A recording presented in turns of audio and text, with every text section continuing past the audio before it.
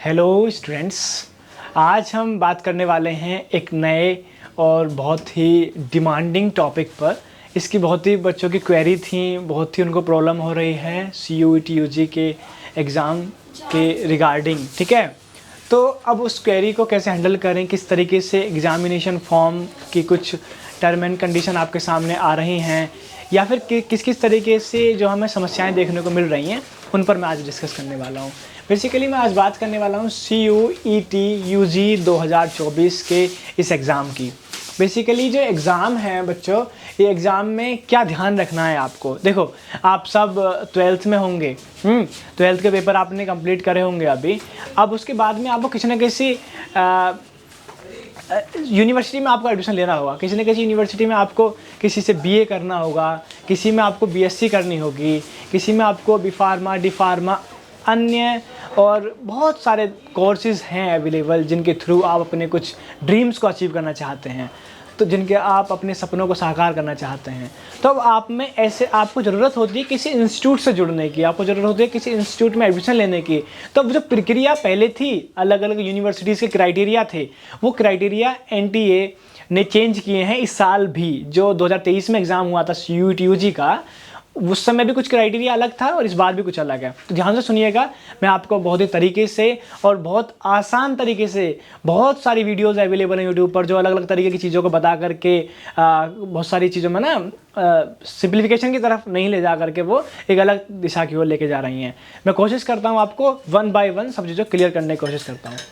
जब आपको CUET UG देने की ही बात आए और आपको देना है, और आपको किसी दिल्ली यूनिवर्सिटी जैसी यूनिवर्सिटी में आपको एडमिशन लेना है, ठीक है, आपको JNU जवाहरलाल नेहरू यूनिवर्सिटी जैसी यूनिवर्सिटी में आपको एडमिशन लेना है, या फिर आपको जामिया मिलिया इस्लामिया या और बहुत सारी यूनिवर्सिटीज़ हैं जो कि सेंट्रल यूनिवर्सिटी हैं, उनमें आपको एडमिशन लेना है, तो कैसे लिया जाएगा, क्या प्रक्रिया है उसकी। सबसे पहले आप एडमिशन की डेट चली हुई है, आप एडमिशन कर दीजिएगा। ठीक है, आप जो रजिस्ट्रेशन की डेट है, आप रजिस्ट्रेशन कर दीजिएगा। रजिस्ट्रेशन करते वक्त कुछ बातों का ध्यान रखना है, जो सारी इन्फॉर्मेशन आप तरीके से भरें उसमें। उसके बाद रजिस्ट्रेशन करते वक्त आपको ये भी ध्यान रखना है कि हमें कौन सा कोर्स करना है। तो पहली चीज़ क्या है कि जब मैं CUET UG देने के बारे में सोचूं, सबसे पहले मुझे ये पता होना चाहिए कोर्स क्या करना है। मुझे BA करना है, मुझे BSc करनी है, मुझे BCom करना है, असल में मुझे क्या करना है, पहली चीज़। ठीक है, दूसरा आपको पता होना चाहिए कि यूनिवर्सिटी क्राइटेरिया क्या है। हर एक यूनिवर्सिटी का अपना अलग क्राइटेरिया है, ये बहुत इंपॉर्टेंट बातें हैं।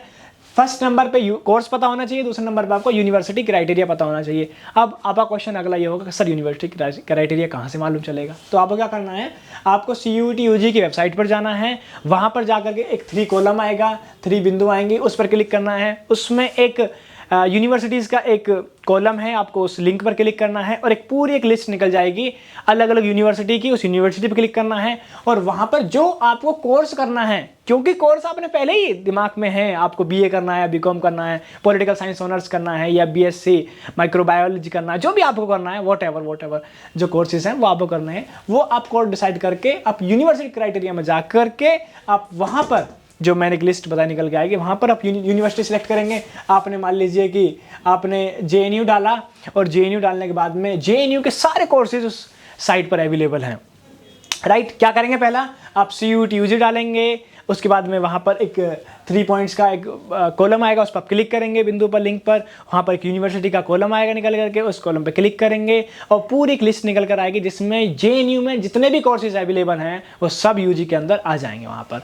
अब आपको जो पर्टिकुलर कोर्स में एडमिशन लेना है, आप उस पर क्लिक करेंगे, उसकी एक इन्फॉर्मेशन आ जाएगी एलिजिबिलिटी क्राइटेरिया की। ठीक है, इतना समझ में आया होगा।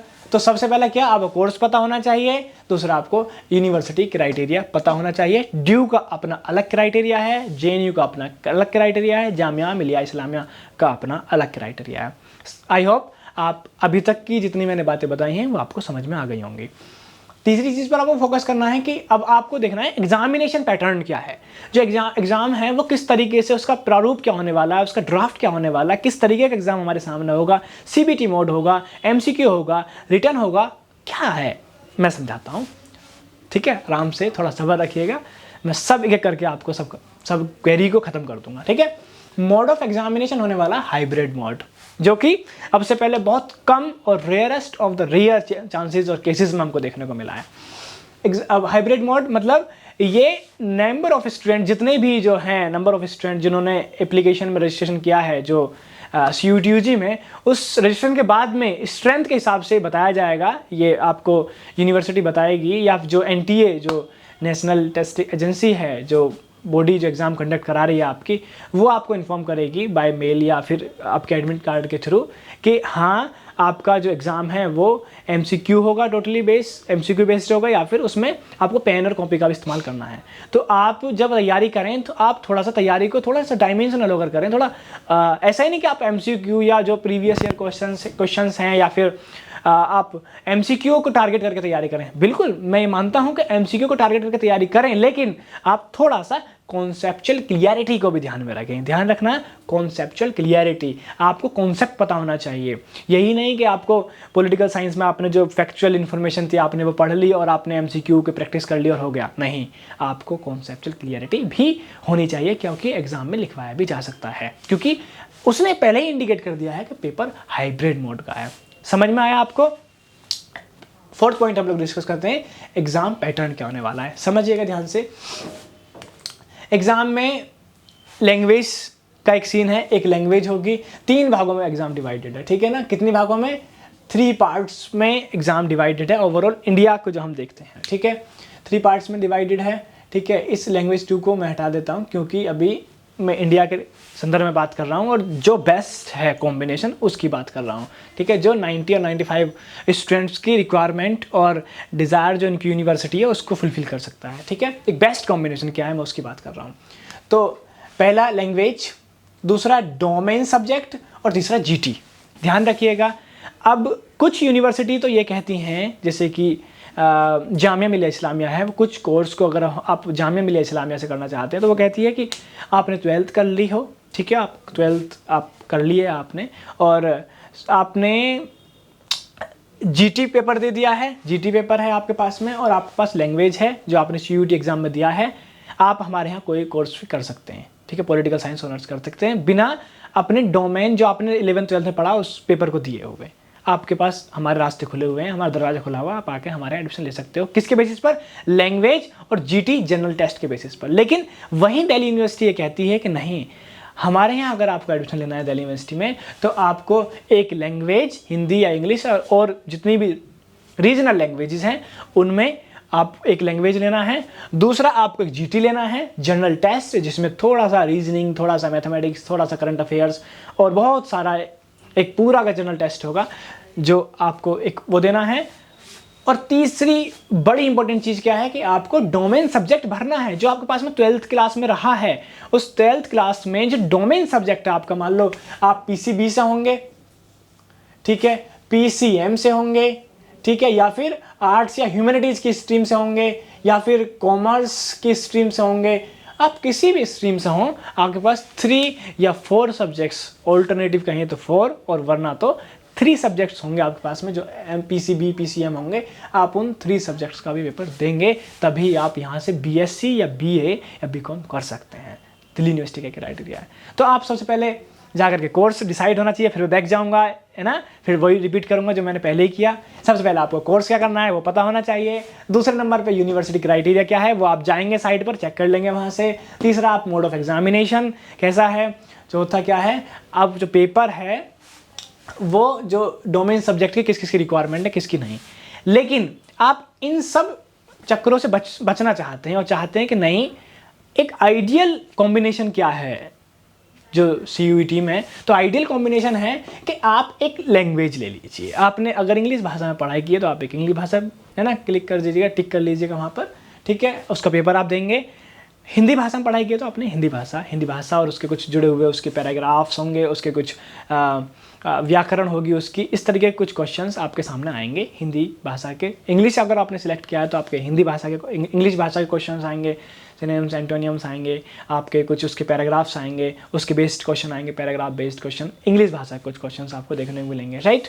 तो अब इस भाषा कितने क्वेश्चन होंगे, ठीक है, कितने, तो आपके पास में क्वेश्चन मिलेंगे 50 क्वेश्चन आपको देखने को मिलेंगे। अब 50 प्रश्न तो आपके पास होंगे, लेकिन करने उनमें से 40 होंगे, 40 आपको करने होंगे, राइट। ठीक है जी, आपको 40 क्वेश्चन करने हैं, 50 क्वेश्चन आपके पास में होंगे, आपका एक पेपर लैंग्वेज का खत्म हो जाता है। कितना टाइम मिलेगा इसके लिए? तो भैया 45 मिनट, 45 मिनट मिलेंगे कितने क्वेश्चन सॉल्व करने के लिए? 40 क्वेश्चन होंगे तो 50, लेकिन करने आपको 40 हैं, तो 40 क्वेश्चन सॉल्व करने के लिए आपको 45 मिनट्स मिलेंगे, राइट। तो इंग्लिश लैंग्वेज का ये आपका पेपर कंप्लीट हो जाता है, ठीक है। फिर उसके बाद आता है डोमेन का। डोमेन में आपको जैसे कि 3 सब्जेक्ट हैं, तो 3 सब्जेक्ट के कॉम्बिनेशन से कुछ क्वेश्चन होंगे, ठीक है, डोमेन के, जिनमें 40 क्वेश्चन आपके पास में होंगे। 50 क्वेश्चन में से आपको करने हैं, 10 क्वेश्चन आपके लिए पास होंगे, जिनमें आप छोड़ सकते हैं 10 को, उसमें और के करके आपके पास एक फ्लेक्सिबिलिटी होगी कि जो आप पर आते हैं वो आप 40 क्वेश्चन आपको अटेम्प्ट करने हैं, राइट। तो इसके लिए भी आपको 45 मिनट मिलेंगी, ठीक है। अब ये जो ईच सब्जेक्ट नहीं, इसमें ना इसको हम कर देते हैं, ईच सब्जेक्ट नहीं है इसमें, ये सब्जेक्ट कॉम्बिनेशन है ना। इसमें जो डोमेन सब्जेक्ट आपके पास होंगे, पीसीएम, पीसीबी या फिर जो भी आपके पास ह्यूमैनिटीज़ होगी, उसके तीनों क्वेश्चन के मिक्स क्वेश्चन होंगे, जो 40 क्वेश्चन आएंगे आपके पास में, ठीक है। और उसके बाद में जीटी जो होगा, जनरल टेस्ट जो होगा, इसके बारे में और समझ लीजिएगा। जनरल टेस्ट क्या है? इसमें आपके 50 क्वेश्चन होंगे, 60 क्वेश्चन होंगे, जिसमें से आपको 50 क्वेश्चन करने हैं, इसके लिए 60 मिनट होंगे, राइट। 60 मिनट आपको मिलेंगी, जिनमें आपके 60 क्वेश्चन होंगे और 50 क्वेश्चन इनमें से करने हैं आपको जीटी के, ठीक है। एक क्वेश्चन जो होगा इसमें से वो 5 मार्क्स का होगा, 5 है ना, और फिर ये पूरा जो पेपर है वो 250 मार्क्स का हो जाएगा आपका, राइट, ठीक है। ठीक है, इधर जैसे आप देखेंगे 40 क्वेश्चन है, अब एक इनमें से 5 नंबर का है ना, 5 तो कितना हो गया, ये भी 200 मार्क्स का हो गया, ठीक है, ये भी आपका 200 का हो गया, इधर ये 250 का हो गया। एक ये इधर 40 क्वेश्चन है, ये भी आपका 200 का हो गया, 200 का हो जाएगा, 5 मार्क्स का ये भी होगा। डोमेन में आपने 3 सब्जेक्ट दिए, पेपर दिया, मिक्स को पेपर आया आपका, और आपने 45-45 मिनट में पेपर सॉल्व कर लिया, ठीक है। 3 सब्जेक्ट अगर आपने चूज़ किए हैं, ठीक है, अपने फॉर्म भरते वक्त, तो आपके पास में एक आइडियल कॉम्बिनेशन होगा। यदि जामिया मिलिया इस्लामिया ये कहती है कि हमें अगर पॉलिटिकल साइंस ऑनर्स करवाना है किसी बच्चे को, तो आपके पास एक लैंग्वेज होनी चाहिए, प्लस आपके पास जीटी हो, तो आप हमारे यहाँ आ सकते हो। लेकिन आपके जीटी में अच्छे नंबर आए, नहीं आए, या फिर और कोई आपका मन नहीं है जामिया में जाने का, तो अब आपको कोई और यूनिवर्सिटी में आप नहीं ले सकते अगर आपको बीए पॉलिटिकल साइंस ऑनर्स करता है। लेकिन अगर आपने डोमेन दिया है, अगर आपने डोमेन भी भरा है, तो आप ड्यू में भी जा सकते हैं। ड्यू कहता है कि एक लैंग्वेज का पेपर भी दो, जीटी का भी दो, और डोमेन भी दो। आप डोमेन जो आपके पास में 12th क्लास में रहे हैं, अगर आपने ये दिया तो आप फिर ड्यू के लिए भी एलिजिबल हैं, आप ड्यू में भी पॉलिटिकल साइंस ऑनर्स कर सकते हैं। तो ऑल्टरनेटिव ऑप्शन हमको मिला है, तो क्यों ना हम एक बेस्ट कॉम्बिनेशन के हिसाब से पेपर को सिलेक्ट करें, पेपर की तैयारी करें अच्छे से, और पेपर को फिर सॉल्व करें। नेगेटिव मार्किंग इसमें होती है 1/5 की, ठीक है ना, 1/5 की नेगेटिव मार्किंग है इसमें, ठीक है। अगर आप जो है 5 क्वेश्चन गलत करते हो तो एक क्वेश्चन के जो नंबर हैं वो कट जाएंगे, 1/5, हाँ 1/5 की इसमें नेगेटिव मार्किंग है, तो उसको भी ध्यान रखिएगा। इसलिए इसमें ऑप्शन मिला है कि 50 क्वेश्चन में से 40 आपको करने हैं, 50 में से फिर 40 करने हैं, और यहाँ पर 60 में से 50 क्वेश्चन करने हैं आपको। ओवरऑल चीज़ें CUET UG की आपको मैंने बहुत आसान भाषा में बताने की कोशिश की है। इस तरीके से आप अपनी प्रिपरेशन को तैयारी कर सकते हैं। और हमारे पास में सिग्नेचर इंस्टीट्यूट CUET UG के कुछ कोर्स भी अवेलेबल किए हैं उसने, ठीक है, इस साल भी। तो आपको अगर तैयारी करनी है तो हमारे इंस्टीट्यूट से जुड़िएगा, नंबर शो हो रहा होगा आपको साइट पर, उस पर आप कॉल करिएगा, और अलग अलग कोर्सेज़ में तैयारी के लिए भी आप हमसे संपर्क कर सकते हैं, ठीक है। और इसका प्रोस्पेक्टस जो CUET UG ने ऑफिशियली प्रोस्पेक्टस रिलीज़ किया है, मैं उसका लिंक भी डिस्क्रिप्शन में आपको दे दूंगा, जिससे कि आप उस प्रोस्पेक्टस को आप खुद अपनी आंखों से और अपनी नॉलेज के लिए उसको पढ़ सकते हैं, फर्दर इन्फॉर्मेशन के लिए, ठीक है। बाकी मैंने सब चीज़ें क्लियर करी। एक बार ओवरऑल थोड़ा सा बता दूं कि जब भी आप किसी भी यूनिवर्सिटी के लिए देख रहे हो तो उसका एलिजिबिलिटी क्राइटेरिया चेक कर लीजिए।